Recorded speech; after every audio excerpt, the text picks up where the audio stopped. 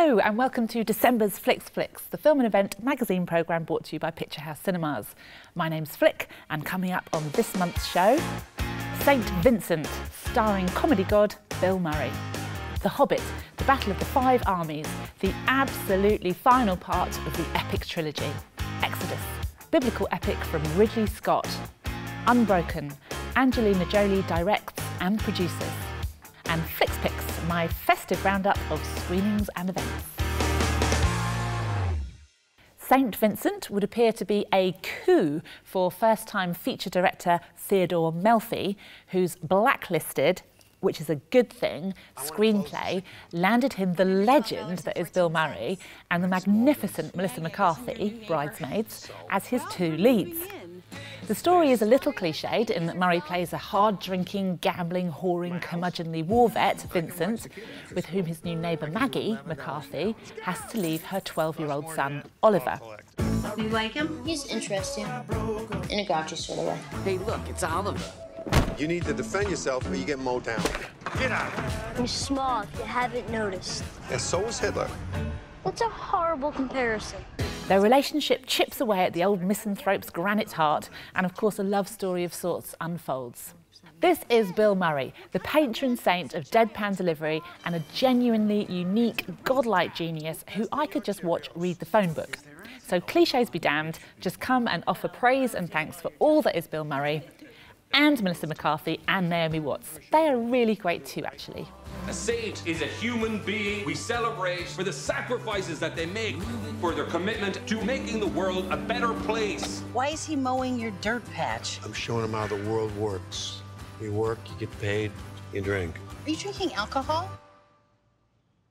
I honestly don't remember. The Hobbit, the Battle of the Five Armies, is the final instalment of Peter Jackson's 15-year labour of love with the Tolkien Irv, and sees our beloved Hobbit, Bilbo Baggins, Martin Freeman, become the hero and leader that no one could have predicted for him from the comfort of the Shire. Steeped in mythology and ancient legends such as Beowulf, it has been said, however, that this part of the story was mostly shaped by Tolkien's own experience during World War I. A fitting idea in this centenary year. War becomes a dreadful necessity when the Dwarf King's greed outweighs his honour and the needs of the many. It was a simple, uncomplicated hobbit, or Tommy you could say, that was able to bring about the almost impossible victory that, in Bilbo's words, was a very gloomy business. You have but one question to answer. How shall this day end?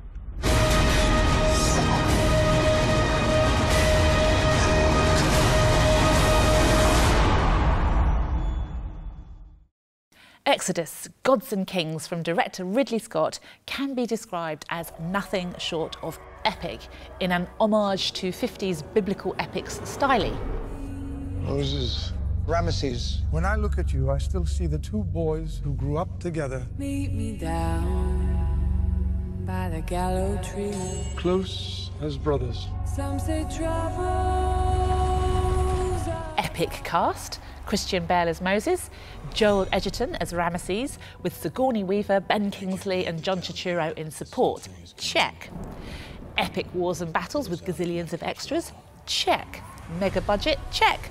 What is guaranteed from this grand old gladiatorial director is jaw-dropping cinematography, heart-stopping action, and as the name promises, it doesn't get more grand or spectacular when gods and kings collide.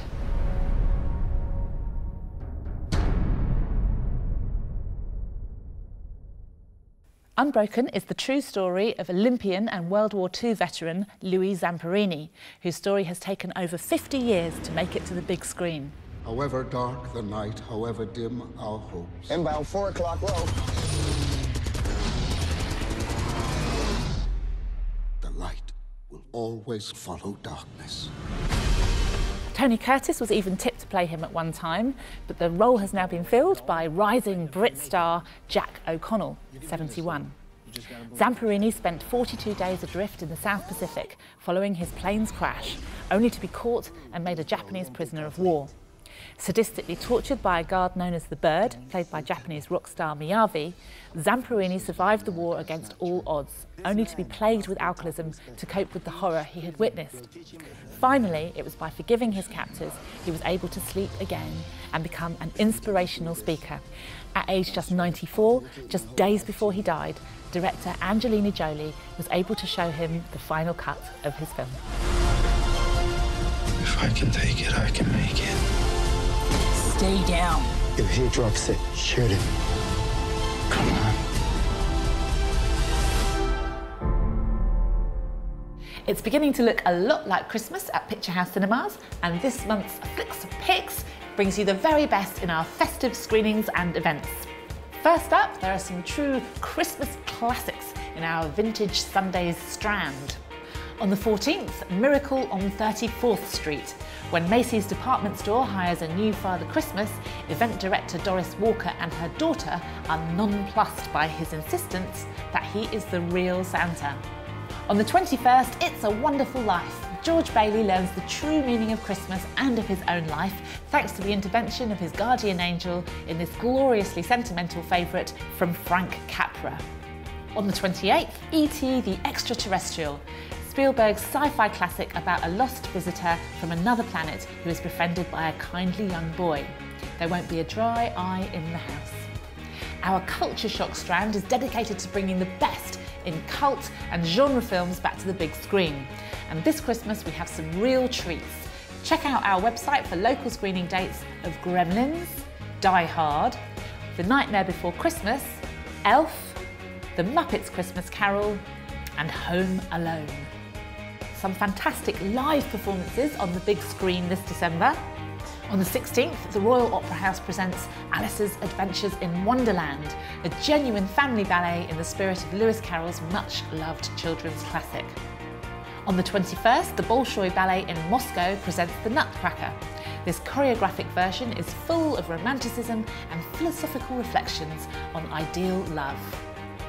And to ring in the new year on the 31st, the iconic Berlin Philharmonic New Year's Eve Gala concert returns to celebrate in uplifting style. This year, conductor Sir Simon Rattle is joined by pianist Menahem Pressler. Touring throughout December across the Picturehouse group and in conjunction with our screen, Home for Christmas is a really charming and very funny micro-budget Indiegogo production. Based on the novel by Callie Taylor, this is an unashamed celebration of all things rom-com, and it happens to be based around a certain Duke of York cinema in Brighton. I spoke to the director and the stars of the film. The humiliation was rife on Home for Christmas.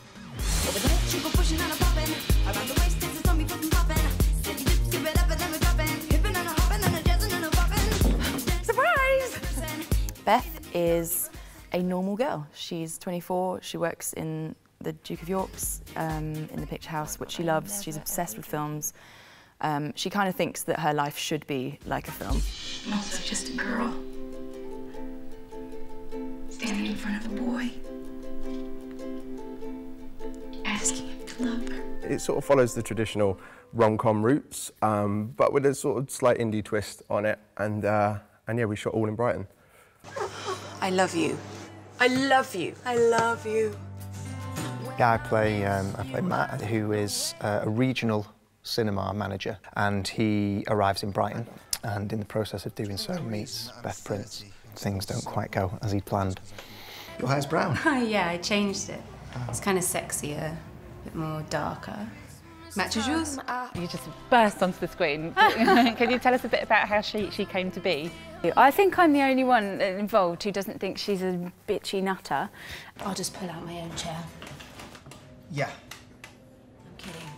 Sorry. She thinks that he's the one, and she thinks that he knows that and he believes that, but that he's playing these games and that, you know, it's a power thing and he hasn't succumbed yet to her charm, but it's inevitable. And it's not, and it's like funny, but it's kind of sad too.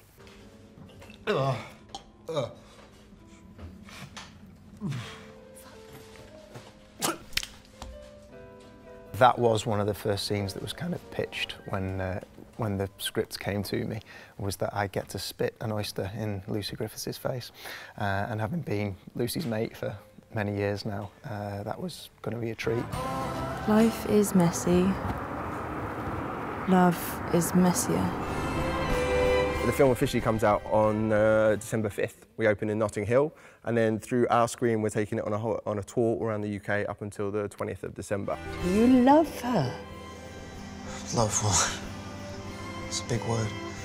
Beg to differ, it's quite a small word, just 4 small letters.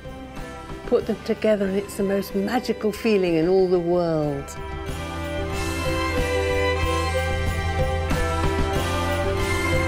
That's it for December and 2014. Check out our website for more information on our films and events throughout December. And of course, keep up to date on our various social media sites. Our free Picturehouse Recommends magazine can be picked up at your local venue or downloaded to your iPad.